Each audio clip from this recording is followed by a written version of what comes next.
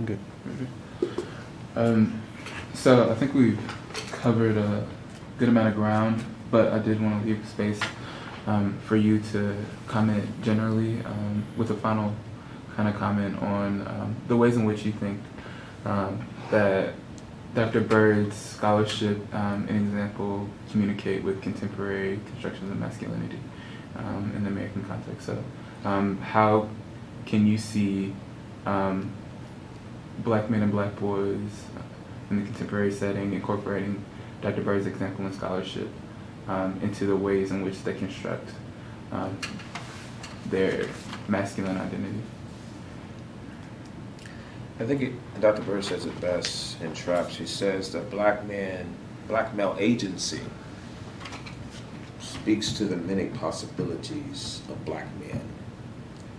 And so until black men understand, until we understand fully that we are free agents of change and can be agents of change, that will kind of lend to a more fuller global type of world of free black men loving. And I think it's something that Darnell Moore said recently.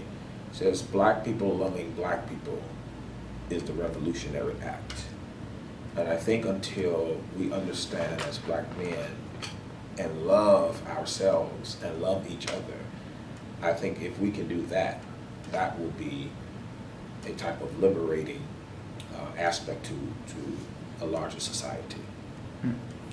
And so I would say that for those who are not familiar with Rudolph Bird's work, who did not have the privilege of knowing who he was, to listen to tapes. There are others I know, Miriam Petty, who did her doctoral work. She is at Northwestern University. Brittany Cooper, she did her doctoral work. She teaches at Rutgers University. Both of them and others did their doctoral work under Rudolph Bird. One thing that I can say is when I was at his funeral, you had all types of lights there, and that spoke to the work and the importance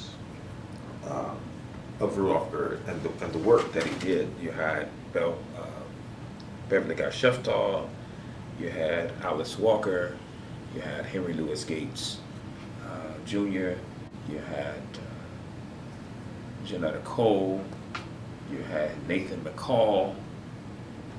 You had so many people that were there that spoke to the goodness of Rudolph Bird. It was a very moving service. But for those who, again, as I said, do not know Rudolph Bird, I would say read his work. And in the spirit of reading his work, you will kind of develop a relationship with him. Thank you.